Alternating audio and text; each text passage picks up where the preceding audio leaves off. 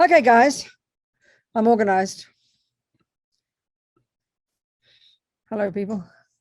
Alexis, thank you, darling. Lou, Tim. Hello, Tim. Doris, Sheila, Tashi children. Hello, Tashi children. Okay, darling, all you people, I can't say all of you, all there. I'm happy you're all there. So good. We're here to talk a bit, listen, contemplate, and take some tools from all this so we can continue to develop our amazing potential. That's the bottom line, really. So, okay. Just a minute. There we all are. Oh, there's a feature in Bali still. Okay, people. So listen, just recently talking to somebody who's a practitioner, like we're all trying to be good practitioners. And it's something, and I said, being a Buddhist, what does it mean? I said, it's changing our minds, learning to change our minds. Now, these words sound so simple. It's a joke, It's so simple, isn't it? So, for example, and we know very well how to do it. This is very interesting. We know, for example, if you never learn music, but you think about music, you like it, and you decide, I'm going to be a musician. Now, you've got to work hard. It doesn't happen overnight, but it's not complicated. You don't have this mental breakdown about it. Okay, if sometimes we do, we think we can't do it, but in general, we know, cooking, music, carpentry, anything we've learned, think about this. We know you begin with your mind being completely ignorant. There's no thoughts about music. There's no thoughts about cooking because you don't know cooking. You don't know music, but you can learn it. Think about this, please. So we know we are geniuses at this kind of learning in our culture. We have incredible colleges, we have incredible courses, and we know we can learn anything. And we know it's just a question of time. Think about this, please. We know we can change our mind from not knowing music to knowing. We can fill our heads with the most complicated thoughts about music that you wouldn't believe. We call this learning. Now, the Buddha is saying exactly the same. He says we can turn ourselves into a happy, wise, content, blissful, compassionate person. That's it. So instead of a carpenter person, a cook person, a musician person, he's saying he has got methods to turn ourselves into a happy, content, fulfilled, wise, loving, compassionate, happy person. There's no difference. But look at our minds and how we see it as different. I find this very fascinating. It's all the mind. Whether you point here or here, it's your mind. But somehow, when it comes to emotional stuff, we are absolutely set in stone, isn't it? We are completely set in stone. And if in this moment in time, let's say, you don't have many happy thoughts. You only have unhappy thoughts. I am no good. I am bad. It is hopeless. Things are a disaster. My boyfriend left me, whatever it might be. So in other words, your mind is full of unhappy thoughts. Your mind is full of a bunch of thoughts. But we don't believe we can change them. We don't believe we can change those thoughts. And part of the problem is because they're packed with emotion. There's emotional component on top of it, And so the trouble is the thoughts that we have, and this is the thing we don't realize, we call them emotions, but they're just, the emotions are just the packaging on top from the habit of having the thoughts that are there so strongly, So and the trouble is, so when you kind of, the teacher says, well, you have to learn 1 + 1 is 2. And you don't even know anything. You don't even know anything, but you're prepared to learn it. You can try. You squeeze your brain and you memorize 1 + 1 is 2 until eventually you learn it. And that's all Buddha's asking us to do. He's a cognitive therapist. I'm not joking. But the tragedy is the thoughts that we have at the moment that are unhappy thoughts, deluded thoughts, depressed thoughts, jealous thoughts, angry thoughts, uncompassionate thoughts, because they have an emotional component. We believe those thoughts. We believe those thoughts. We believe them. We believe the stories they tell us. And we don't believe we can change them. I think you analyze it and it's really quite logical. And this is our tragedy, This is our tragedy. We really believe, whatever's arising in our mind now, we believe those thoughts are true. I'm no good. I'm hopeless. I can't change. It is bad. My boyfriend doesn't love me. I am hopeless. All these unhappy thoughts, they're unhappy thoughts. They're deluded thoughts, they're unhappy thoughts. But we don't believe we can change them. We know we can change from not knowing 1 + 1 is 2. We know we can do that, but we don't believe we can change from an unhappy thought to a happy thought. It takes time. It's not going to happen overnight. That's a fact. But we don't even have confidence that it's possible. This is our tragedy, So it's a simple way of putting it. We mystify the emotional, And then, of course, all the problems added to that. Part of the problem is that we don't think that it's only about our thoughts. We think it's the boyfriend is bad. We have a thought, the boyfriend harmed me. It's a thought. And the fact is he probably did. But we think the problem is the boyfriend, not my thought. And when we would even say, what do you mean I should change my thought? My boyfriend is bad. So that's the added problem. We don't think we would even need to change our thought. Because we're so addicted to the belief that the thing that's out there is the problem, not the thought. And this actually is it is quite subtle. This is why it's so difficult, because it's sort of like, you've believed for so long that 1 + 1 is 4.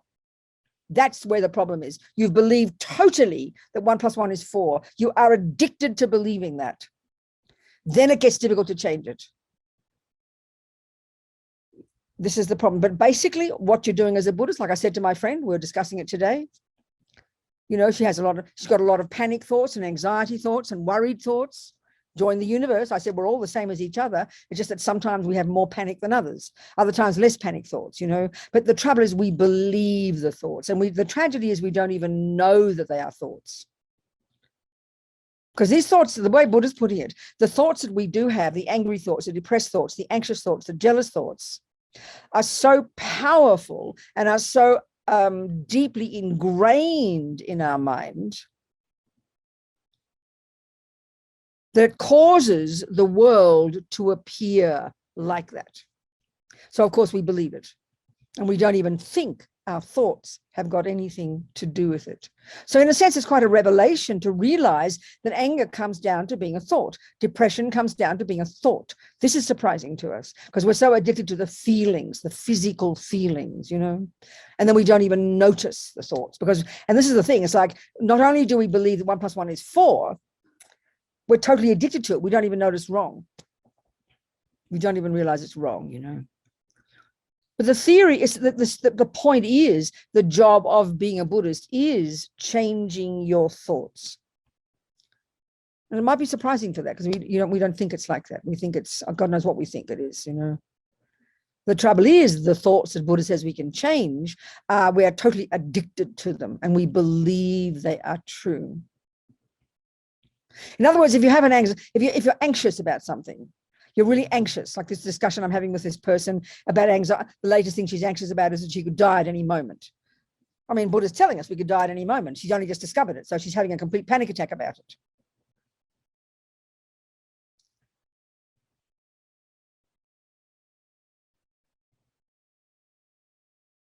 And we're all like this to one degree or another. We've all got our own anxieties. We've all got our own worries,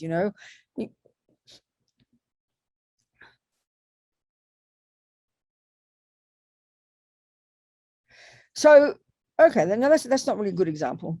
It's like, well, it is an example because it's true. We all could die at any moment, but it all depends on your attitude towards it. Whether it's a positive thing or not a positive thing. I mean, the Buddha's telling us to remember that things are impermanent, not to freak us out, not to make us panic, but to give us a wake-up call.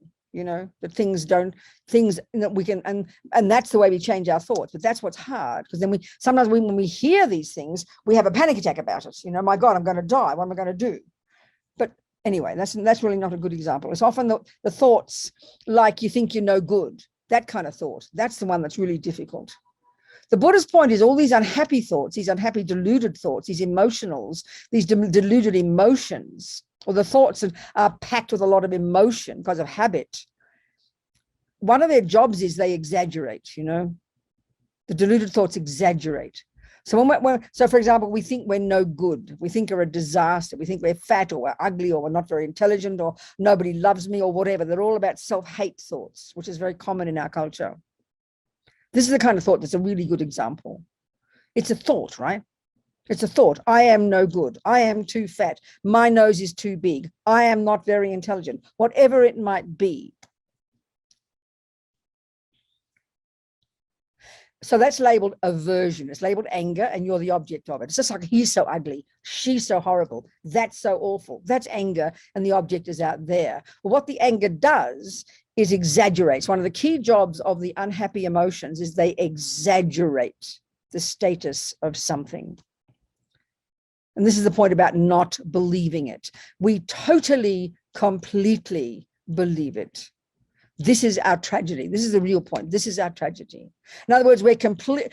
I mean, it's like sort of saying, I can't play music. No, I can't play music. No, I cannot add up.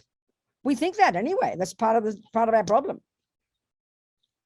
We think that I am no good. I cannot do it. But the tragedy is, first, it's an exaggeration. But second, we believe it. This is the killer. This is the killer. We believe it. And of course, the Buddha's point is these thoughts go to incredibly subtle levels. So to get to the point that he says we can accomplish, where we literally have rid the mind of all the deluded thoughts. I mean, that's a highly realized being. Don't hold your breath, you know. But initially it's hard to see its thoughts because it feels like an emotion and it feels true. So if you really hate the way you look, this is not uncommon. Everybody dislikes the way they look, you know. Not everybody, but most of us, we're very obsessed with our body. When you look in the mirror, it's a brilliant example. We look in the mirror and what we see, you know, the aversion in us, the anger in us points out all the ugly bits. I mean, I remember even looking at seeing a video, a story, a film about Audrey Hepburn. So, you know, she's one of those. Everybody loved Audrey Hepburn. They adored the way she looked. You know, she was so skinny, so gorgeous, such a lovely person, such a lovely lilting voice. People said she was kind, she was compassionate, you know. But then in this film, she talked about, you know, she thought her nose was too long and her leg was this wrong shape and her breast was that one and whatever. Everybody has this. And so it's, and, you know, I mean, even they talk about anorexics, I think, isn't it? They talk about there's some Greek, everything's Greek when they have problems. I mean, when we have our medical profession, everything's in Greek. I don't know why, it's so weird.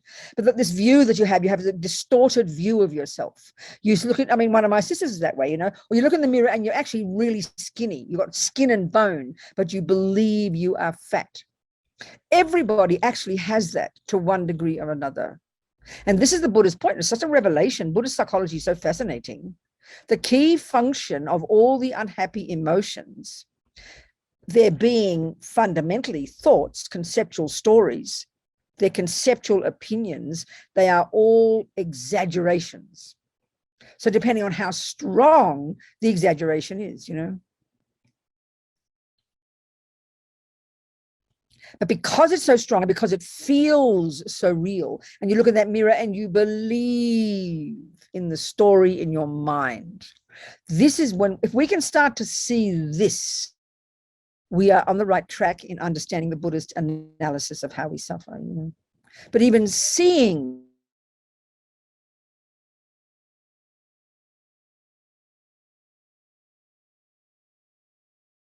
it, we can begin to see it, it is a revelation, you know. So the way they said, the way the Lama says, so Lama Zopa says, don't believe in the way things appear to you. But it's tremendously hard, only because you've been thinking that 1 + 1 is 4 for so it even appears to be that. You don't see it's wrong. You don't see the mistake. You're addicted to the mistake. So this is why we have to have patience and humility in our practice, you know. But the principle is not complicated, to change your mind from thinking one thing to thinking another. As I said before, technically and artistically and scientifically, we know we can do this. We have confidence in it. But we don't have that confidence when it comes to emotions, which are rooted in being thoughts. That's the point. It's so difficult, you know. So, but I mean, and this is the part that is difficult, to begin to even see, overwhelmed by the suffering. I mean, we know it. I mean, the suffering is very real. We shouldn't diminish the suffering. It's like, you know, if your boyfriend is cheating on you, the jealousy, the aversion, the pain is so real. It's like he stabbed you. We know this. It's kind of fascinating. And it doesn't go overnight, you know. But when we understand the principle that it is coming down to the thoughts, and that's really hard to see. I mean, most of us, we try to practice Buddhism, we don't get to this point. That's what we've got to, if we're seriously trying to study, we need to study the Buddhist model of the mind. It's really quite distinct, you know, it's quite specific. But we're so addicted in our culture, we're so addicted to the feelings because the feelings affect the body. And that's just the feelings via the body are just the tip of the tip of the tip of the iceberg of what the mind is experiencing. Because underneath those emotions, beneath the body, below the body, down into the mind, those feelings are just the expression of thoughts deeply held in our mind for a long time. I mean, Buddha says we become fully programmed into this life with our tendencies, you know, so we shouldn't, I mean, they're not just something we learned in this life. But the crucial thing is to realize that anger is rooted in a thought. Jealousy, depression, anxiety, complete full-blown panic attacks, they're rooted in being thoughts. And we need to be able to see this. And then it's kind of it is a revelation, because then we realize, okay, it's just a bunch of thoughts, just that they're very deeply held thoughts. So where do you start? I mean, there's many ways, many places you start, at least knowing this, but this takes time already, because we believe those feelings. We don't think they're thoughts. When we think, you know, a person says, I'm a creep, I'm this, I'm that, and you say, no, you're not really, you're not so bad, you've got quite good qualities. You will say, no, I haven't. You won't believe the other person's story. This is what's so fascinating, isn't it? We know that. You don't believe it. Like if you're jealous of your boyfriend, there's a tendency to be jealous, you know, to mistrust him. And even if he says, no, I didn't cheat on you, Robina, you'd say, oh,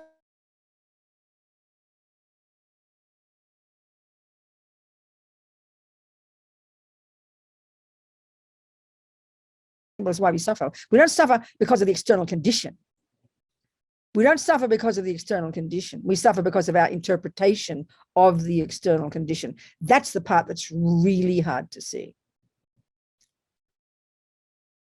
actually.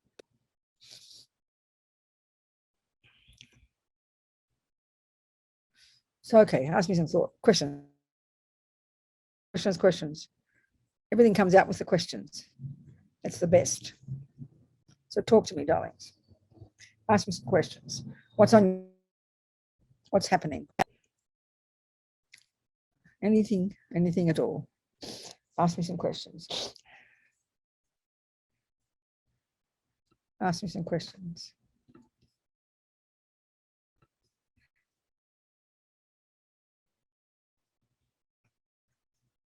Ask me some questions. Anything, nothing? I'm happy to chat away. You know, I can do that easily. Just have to press a button and I'll say something. But it's good you ask me some questions. I have a question from Cassia. Okay, good. Okay, then what's Cassia's question? Says, can Robina explain more about the suffering from interpretation of external conditions? That's what I'm doing right now. That's what I'm doing. So you want me to say more? I want you to ask more of a question. No, that's just getting me to talk more. I'm happy to talk, but I think I need more questions, please. I need a more specific question. I'm happy to do that, Cassia, but you've got to ask me a specific question, and about a specific event or scenario, because that's what delusions are. That's what emotions are. That's what anger is, jealousy, depression, anxiety. That's what they are.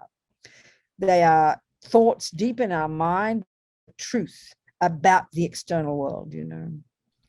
And they're very real. They're very real because we have them. So any more questions? And it'll come when someone asks me the questions, Cassia. Ask me a question, people. Make one up. Any old thing, I don't care. Venerable, I have a question. Talk to me then. And it just probably is, maybe it's just a neurotic question. Most That's likely. good. And Vanessa's got a question, so that's good. Next, after you is Vanessa. Okay, cool. My mom is dying from, or she's fighting cancer. Yes. And I feel as if I have separated myself from her dying. So What do you that mean by- Darling, no, you have to explain what you mean by that. Separated. what yourself. I'm saying is that I feel like I should feel sadness. I feel like I should feel something about it, and I don't. It's almost like I put a barrier up.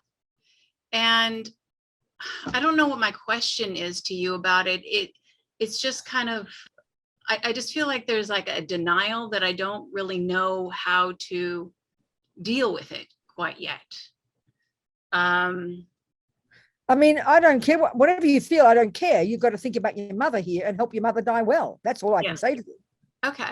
I don't care what you think. I'm not being rude. I do care. No. Yeah. But you know, meanwhile, wherever your mother is, where's your mother? Is she near you? Is she far away? What is the story? I'm gonna go visit her this week. So she's on her own.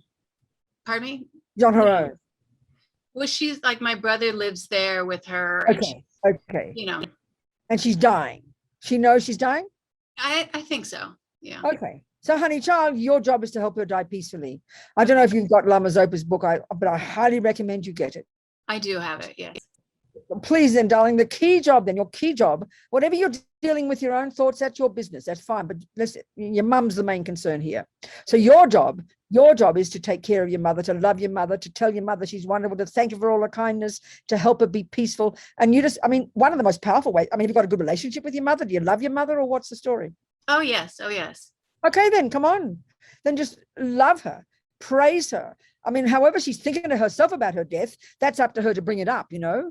But I mean, does she have faith in God or something? Does she have yeah, she's very Catholic, yes. Okay, then. Well, my goodness, that is telling you enormously how you can help her. You talk to her about how God loves her. I mean, if she knows she's dying, then she knows she's looking. The key ways you can help her is increase her confidence and faith in God. You talk to her about, you've been thinking about God lately and this and that or whatever. Don't worry about your views, but and then open up the conversation so she can be confident to believe. You know, one of the ways Lama Zopa said, if a person's got faith in God, in heaven, let's say, then the point is, you see, attachment at the time of death is a fear of letting go of this one. A fear, one of the functions of attachment is on to something, isn't it? We all know that. Do you understand? Yes. So naturally, she instinctively has attachment to this life, to her, who she is, her family, her life, whatever. That's how we all are. So one of the marvelous ways you can help her, if she's got confidence in God, you bring up the conversation. Well, I've been thinking about God lately, you know, God loves us all, whatever she thinks you think, I don't care. But you bring the conversation up, you're giving her permission to talk about it, Alexis. This is huge. Many people do not know, they don't want to talk death or heaven because they're so scared. So you giving her permission to, already she's got this view. You get her to think about it. God loves us all. God is in heaven looking, you know, we've got to look forward to, I mean, you know, we've got to talk about this, giving her permission to think this way. It will be a huge gift, Alexis. Do you hear my point? Yes, I do. Give her permission, because I bet her son doesn't talk about it. Most people can't stand to talk about these things. So just open up the conversation and you'll get to know immediately where she's at with it, you know? Do you understand? Yes, I do. And praise her for being kind, to love her, to show a kind aspect to your mother at this moment is the most precious gift you can give her. Okay. Thank you. Understand? Yes, I do. And meanwhile, you'll sort out you get my point? It cut out. What was the last part you said? Meanwhile, whatever you're thinking and not thinking, don't worry about it. It'll come for you. It'll get clear. Your job is to help your mother, help her be happy, help her be loving, love her, be virtuous, help her think about heaven, how to think about God. And you begin the conversation. And she, you know, she might want to talk about it, but no one's going to talk about it to her. So you allow her to talk like this. Talk like, you know, she knows you're a Buddhist or what? No, she does. Yes. Okay, then, but you can talk like a Christian to her. You're brought up a Catholic, right? Yes. Well, then talk like a Catholic to her. Okay. Talk about heaven, talk about God, you know, all these things. So she can look forward to heaven, look forward to being with God, which will loosen the fear of letting go of this one. This is a huge thing to give her, you know. Allow her, give her permission to talk about these things. read things to her, see what she likes, what prayers she likes, what things she, get her some CDs of prayers, singing or something, whatever moves her heart, darling. Mhm. Find out what she, what kind of Catholic, maybe does she like music? Does she like look at all the classical music that's all about, religion and everything is incredible. Some it's so moving. Mhm. You've got to lift her heart and give her confidence and make her peaceful and relaxed. That's your job, darling. Thank you. Thank you. Good. Vanessa, talk to me. Happy to see you, darling. Hi, Robina. Hello, sweetheart. So I've been really stressful at work this week. I work Yes. I'm a nurse at a hospital. Uh-huh. And Yes. I came home so stressed, and I just realized like I don't really have anyone I can talk to. Like I'm so lonely at my age, and it's like I have no one to call up. And usually I'm fine being a hermit and being by myself, but it's just like it hit me. And in addition to that, still coping with my mom being gone. Yes, darling, of course. It's like I really have no one to talk to, and you feel the need for that, do you? I do, but then when I do talk to someone, I just feel like there's no connection, or it doesn't really solve. No, you've got to choose the right person. You've got to have a person you can trust and love, don't you, Vanessa? Yeah. You don't have anybody in the whole planet. Not really someone that I can connect with. So what's that about, do you think? Does that mean you should change your life or where you live, or you should, what does that say to you?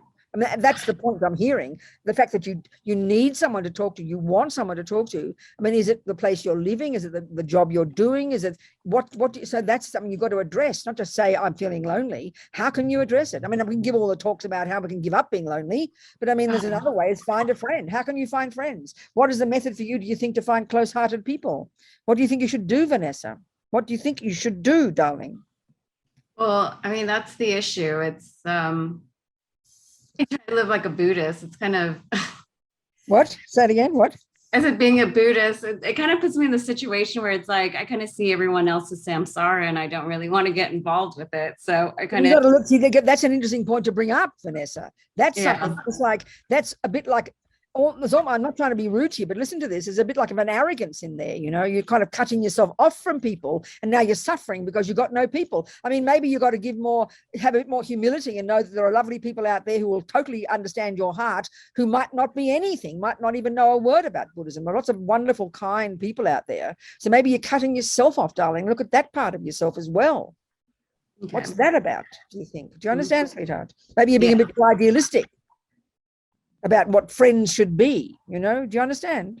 Right. Okay. Do you hear that part, sweetheart?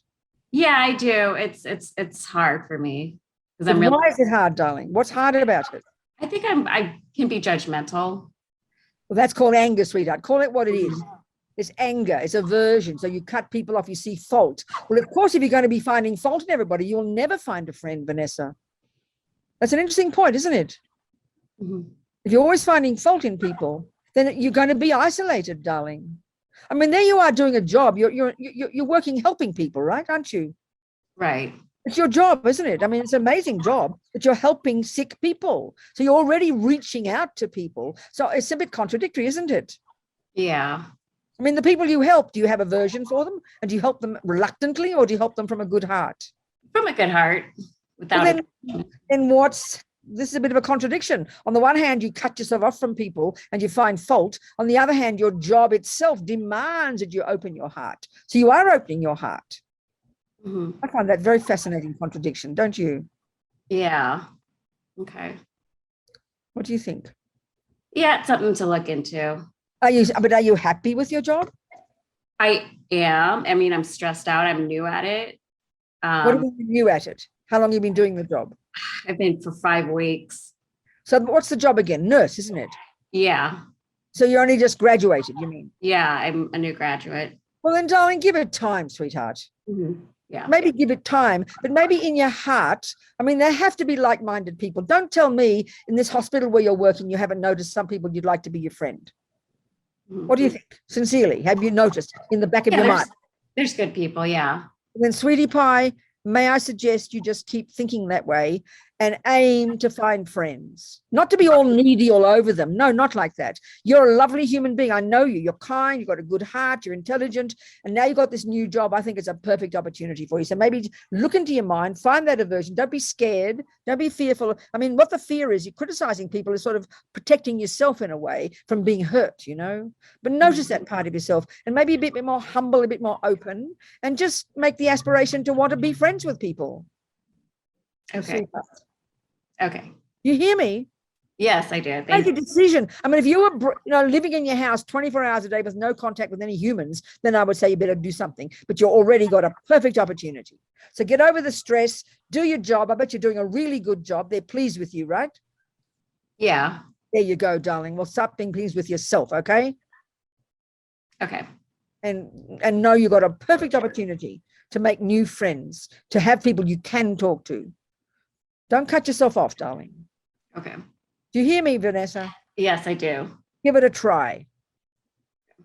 All right, precious one. Meanwhile, have a good sleep, have a little weep, and go to bed early.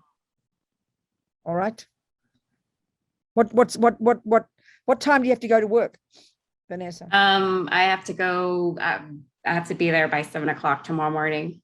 So Usually at 5:30. okay. So take care of yourself, Vanessa. Bit softer with yourself, please. Bit more patient. All right, darling. Thank you, Robina. Thank you, sweetheart. Goodbye. Who else? Come on. What else, you people? I have a question from Heshma that I'm going to read to you. Good. Coming from an abusive marriage where the abuser himself was abused as a child, how do you maintain compassion but still end the relationship? Does being compassionate mean you have to remain in the relationship? No, it's a really good question, So it absolutely does not mean that. The thing is, there's two things. There's sort of two ways of looking at it. One is, we all know that no relationship is perfect. So the first thing is, you've got to be clear in your own mind, and I'm assuming the relationship's in the present tense. Whether he's been abused or not, we tend to think that in our culture. We tend to think, oh, well, if he's been abused himself, well, the poor thing can't help it. But it doesn't follow, I think, that because somebody has been abused, they would abuse others. Lots of people who abuse have not been abused, and so lots of people who have been abused don't abuse. So I think that's really not the point. We tend to think, oh, well, the poor thing can't help it, so I've got to put up with him. Not true, sweetheart. So first of all, you've got to really be clear in your own mind, is this relationship worth it? Is it something here that is worth it for me to grow as a human being and in a relationship? You've got to be clear about that one. Often people are just stuck in their relationships and are scared to make a change because they're worried about what people think, and they think I shouldn't be giving up on a relationship and all this nonsense. You must be super clear yourself that really you feel there's no point in continuing this, or if you feel there is a point in continuing the relationship, then you better do some work, baby. Both with him and yourself, or whoever, him or her or whatever. Now, if you really feel there's no point in continuing this relationship, you need to have the courage to say, excuse me, don't blame this person. That's their own problem. I'm out of here. Thank you very much. Have the courage. I think this is one of the main problems in our culture. And this is the tragedy. We've only got two choices, and it sounds very brutal. We've really got two choices. One is leave the job, leave the relationship, and that could be your mother, it could be your boss, it could be, whatever the job might be, or a relationship. You realize it's no benefit to you, it's too difficult, it's too abusive, you can't handle it, whatever it might be. So you decide, I will leave. Most people don't even do that. And the other choice is, if you decide to stay, then your job is to work on your mind. You see there's something worthwhile in this job, and I'm going to make the most of it. Now, that's what my friends in prison do. They don't have the luxury to leave, so they are forced to see it differently and to make the most of their situation. That's the really powerful one to do. But in our culture, we don't do either. We just sit in misery. I complain about my job to you all day, and you say, well, Robina, you could leave the job. Oh, no, I can't do that. It's not possible. I couldn't leave the job. No, I couldn't leave my husband. No, not possible. Well, then if that's the case, you better try and change your mind. No, I can't do that. I can't do that. So we stay in misery. We go crazy. So, honey, there's no benefit. Just because being compassionate is not sentimental. You can have incredible compassion for this person, because anybody who harms another is a good basis for having compassion, because they're clearly suffering in their own mind. But that does not mean you have to put up with it. Absolutely certain. But that takes courage. And half the time we don't do it. We say, oh, I don't want to upset him, or he's really suffering. But we're too scared to do it, often because we're worried about what other people think. So have courage, honey. There's no, if you're a highly evolved spiritual practitioner, then you'll be able to work with it. But most of us aren't, you know. So make a clear decision, darling. Be brave. Who else? Anything else? Any other questions? This is a tough one. We have this sentimental view about compassion. It's no, not at all. I'll tell you. Compassion means someone else is harming. Why do you think someone else harms somebody? Because their own mind's crazy. That's enough to have compassion, but does not mean you have to put up with it. No way. If you feel, but again, you have to check, is this relationship worthwhile? Many people are prepared to work on it, you know, but you have to decide that part. You're the boss here. You have to decide. Don't be scared of making a decision. Don't be scared of following your heart, you know. It's a really important point. What else, people? Anything else, dearest people? Any points to bring up? Any questions? Nothing.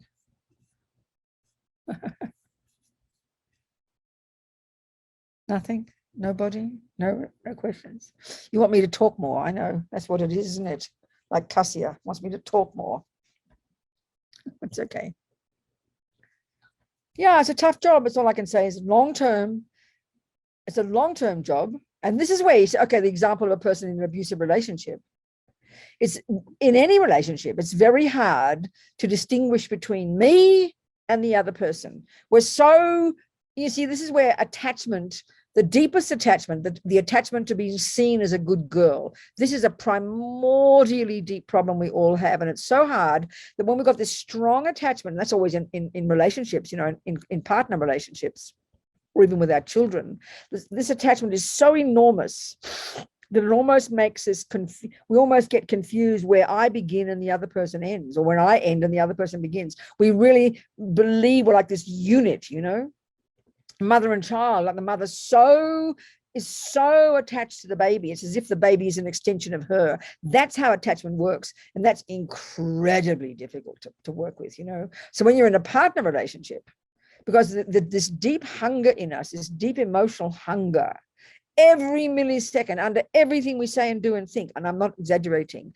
this deep emotional hunger in the bones of our being to be seen and heard as a nice girl. So every tiny thing you say and do, you're waiting for the response from this other person, you know, and whatever response they give us, then we have a panic attack. It's not the right response. And this is where we cannot distinguish between what we think and what they're saying. And this is the job that's really hard. This is why we have to develop our own practice. We have to develop our own practice. We have to develop our own practice, learning to see our own mind. Because we're so caught up with what other people think, we can't see it even.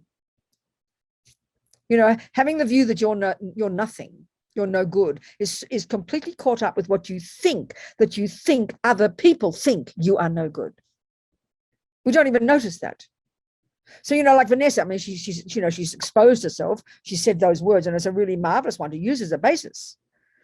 You know, on the one hand, she's lonely, wants people to talk to. On the other hand, she's critical of people. And then she's cutting herself off, you know, and that's like the feeling we have when we're very negative about other people. It's like we're protecting ourselves. We don't want to be hurt, you know, so we find fault, so we stay distant.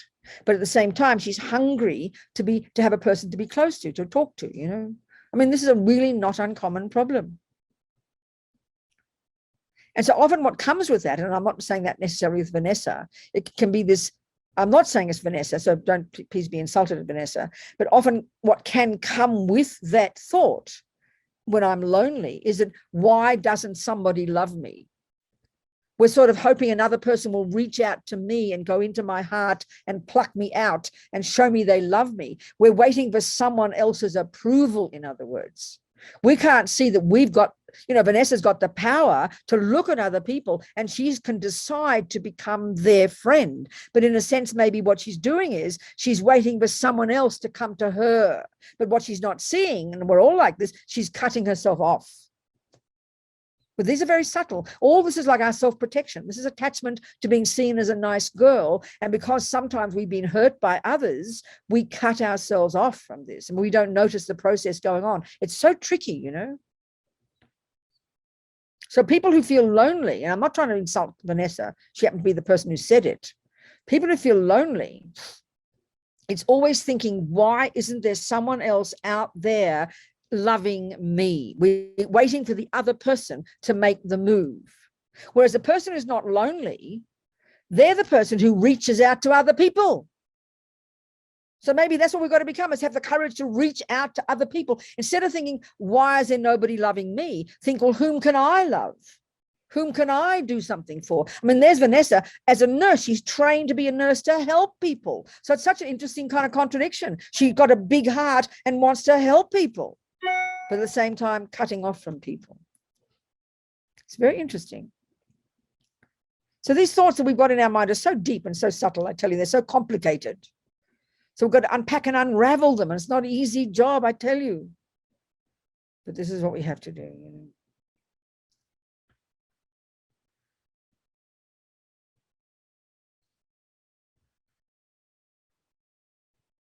So, you know, so Heshma's example, you know, I mean, people, you're so kind to you, people talking about your experiences, you know, being in a relationship where a person's abusive.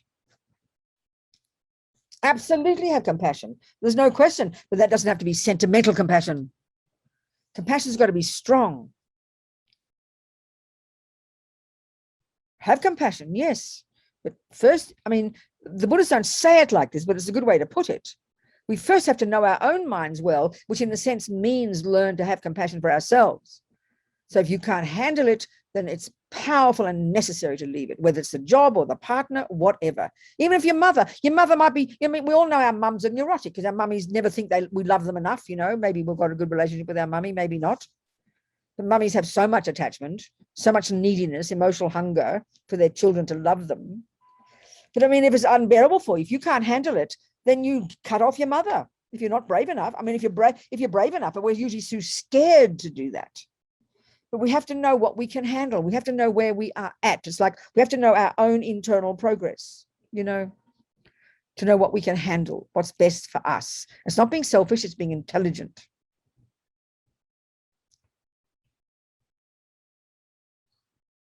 We need courage. I mean, this attachment to what other people think of us is not even something we even think about because it's so primordial. It's really just, we've got to analyze, we've got to check this since we are born.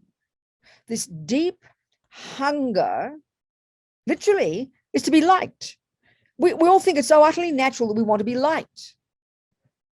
So we've got to look at it. It's like Vanessa's example, what it is in Vanessa, whatever, she's just an example, you know, of all of us, that obviously she's been hurt at some point, offended by people, hurt by people. So she's protecting herself. So we've got to see, but the hunger is to be approved of by others. We need to be approved of by others. We need to be liked by others. And we've got to analyze and ask the question, why do we need that? It's pretty logical. If I am relying upon someone else, and that's even what loneliness is in one sense, Vanessa. Loneliness is the feeling that what I'm thinking in my own mind, think about this. Loneliness is the feeling that what I'm thinking in my own mind, it's not enough that I'm thinking of it. I have to tell another person. Think about this. This is quite shocking to think about, not to criticize ourselves. That's what loneliness is. In other words, we don't value our own thoughts. We think my thoughts, my feelings, my stress, I feel I need to tell somebody else, and somehow that will validate them. So that's which shows how little esteem we have for ourselves. That's the irony of this attachment. This is underneath the pain we all have, whether it's Heshma's experience or Vanessa's experience, you know. This is a very, very deep and subtle attachment. It's very fascinating. It's very almost shocking to think, to even question what we would think is so normal. Well, of course I want people to like me, we'll say. Of course I want people to like me, we'll say. Why? I mean, why you rely upon someone else liking you is because you don't like you. It sounds so corny, but that's the point. So a person who is fulfilled in themselves, I mean, Vanessa knows all this. She's a practitioner. When you are really fulfilled in yourself with a good practice and you are you're working on your own mind, you are content to be on your own. Now, I'm not talking about, sometimes in our culture these days, we're very selfish and we don't like other people. Now, I'm not talking about that kind of being on your own. That's just another type of selfishness. I'm talking about being content to have your own company, to be content to do your own processing, be content to work with your own stress. But we're not, because we don't value our own opinion about ourselves. It sounds so hilarious, but this is the deepest suffering we've all got, the most primordial. They always say, there's a saying that the lamas say, the greatest yogis in the mountains who've given up sex, drugs, rock and roll, they've given up every attachment. But they're still up in the mountain in their cave. They're still thinking about what the people in the village are thinking about them. They call it attachment to reputation, and it sounds kind of grand, but it's the deepest attachment in us, more than for sex, drugs, rock and roll, everything. And this doesn't mean we shouldn't have friends. It doesn't mean we shouldn't have people we can talk to. There's nothing more precious than a good friend. But I'm talking about the neediness, the feeling of the lack of that. It's because we lack in here. It's not cliched, it's profoundly true. And that's the irony of ego in Buddhism. Attachment and anger and depression and jealousy and pride and arrogance, they are symptoms of a broken person, a half a person. So that's the point about the Buddhist approach. As you get less attached, less angry, less depressed, less jealous, what do you think you become? More content, more fulfilled, more joyful, more loving, and more wise. It's a very logical approach, but it's hard to hear it initially, We're like a broken person. Attachment is a symptom of a broken person, a person who doesn't feel they're a whole person. This is really a good way to put it. It's very fascinating. Join the universe, folks. That's how we all are. So there are two wings. There's the wisdom wing and the compassion wing. A bird needs two wings. And now, as His Holiness the Dalai Lama says, compassion is not enough. You've got to have wisdom. And that's the inner work. That's the one I'm talking about, becoming like a whole person, becoming fulfilled and content in ourself. Then your compassion, easy to love and be compassionate to others. That's why it's so fascinating, Vanessa's example. She's become a nurse to help people. It's unbelievable. She's spending her life helping other people. Her heart is reaching out to other people. But there she is feeling lonely, It's very fascinating. So each has to be brave. Vanessa's got to be brave and Heshma's got to be brave. If you can't handle a situation, I'm out of here, baby. Goodbye. Have courage. So Vanessa needs the courage to reach out to other people, and Heshma needs courage to leave somebody. We've all got to know what's right for each one of us, Anyway, come on. 10 minutes to go, you people. Ask me some more questions. Skylar, did you want to ask Venerable your question? Who's asked? Who's got a question? Skylar? Yes, me, Skylar, again. Hi. Hi, Skylar. Hi, sweetheart. Happy to see you, darling. Talk to Happy me. to see you again. Cool. So when you were talking about being excited, being miserable and wanting to share with other people, is that also like the same when you're like extremely excited and like you're extremely excited and you want to share something with somebody, but there's nobody really to share with? That's a really good way to put it, Skylar. That's a very interesting way to put it, darling.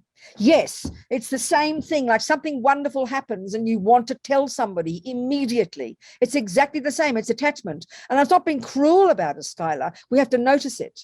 And so the real thing to look at is, especially like say, if in Vanessa's case, she's stressed and lonely, she wants to share herself with others. But if you've got some wonderful thing happening, and that's another reason people are lonely, because you're dying to tell somebody. And that's very strong impulse in us. And then we're disappointed because we've got no one to share it with. It's exactly the same problem, darling.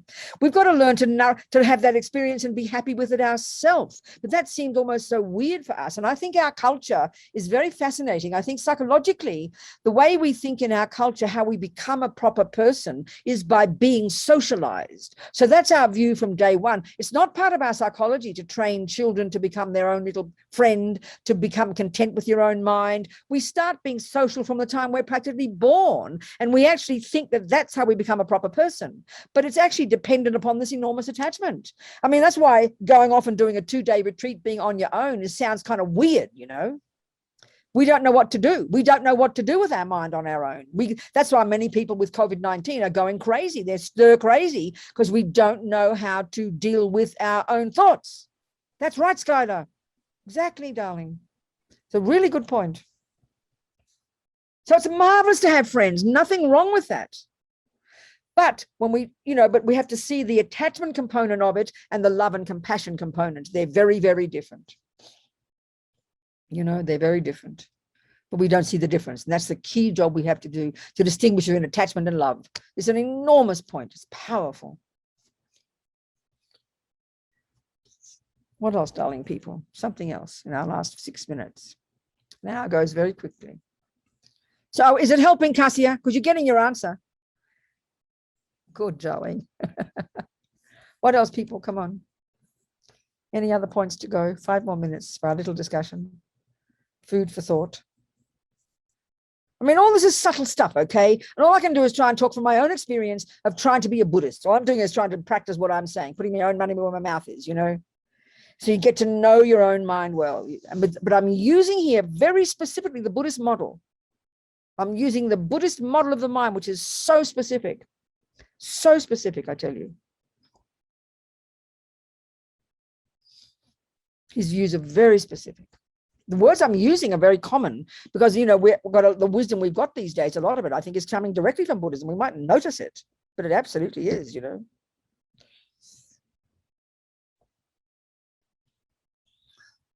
What else, people? Come on.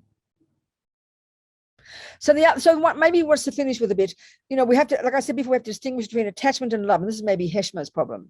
Not problem, darling. You brought up your point. Maybe there is love for this person, but being abused is enough. It's like you can't take it. You haven't, if you're like a friend in prison, like my friends in prison, they don't have the luxury of leaving. So they are forced up against the wall. They are forced to work on their own mind to find the best out of these garbage dump situations. So it is possible. It is possible, Heshma, but it doesn't mean you have to, It doesn't mean you have to. There's no benefit if you can't do that. Then you find another situation. And equally with Vanessa, I mean, whatever. I mean, I'm just using 2 examples because both of them open their hearts to us, The first one is always to know your own thoughts and feelings and emotions, to know yourself well. And that's complicated for us. We feel we need a therapist to help us. And if you have to find a therapist, please find a good therapist. The only reason to talk to a therapist is they're a sounding board for you to hear yourself.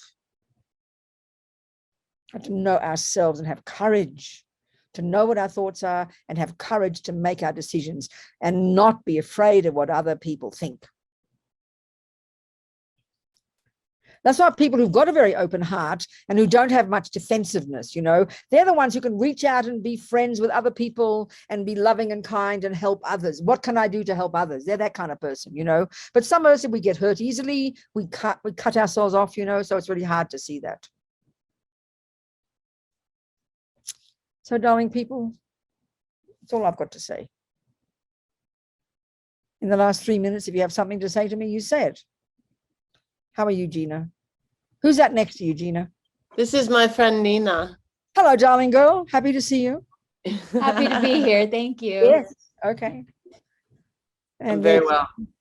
Good. I'm glad. I'm very happy, darling. You're in town. You're in home. I'm in New Hampshire right now. We're doing okay. a little bit of a mini retreat. Oh, good. Well done, girl. I'm happy. Yes. Good, darlings. Thank you Okay, sweetheart. Okay, good. A pleasure. So that's enough, everybody. So just have confidence, have courage. Maybe we're not sure what next to do, but just think, I can know my own mind. I can have courage. I can, I can reach out to other people. What can I do to love them rather than waiting for someone to love me? And I can make the decision. I can't cope with this rough relationship. I'm leaving. We can make these decisions, have the aspiration. His Holiness the Dalai Lama always says, always aspire to do what is most beneficial. And that could be for you and for others. May I do what's best. Just have that thought, and that guides you to make the right decision, I promise. So with Heshma, for example, have the thought, I want to do what's most beneficial. May I do what's most beneficial?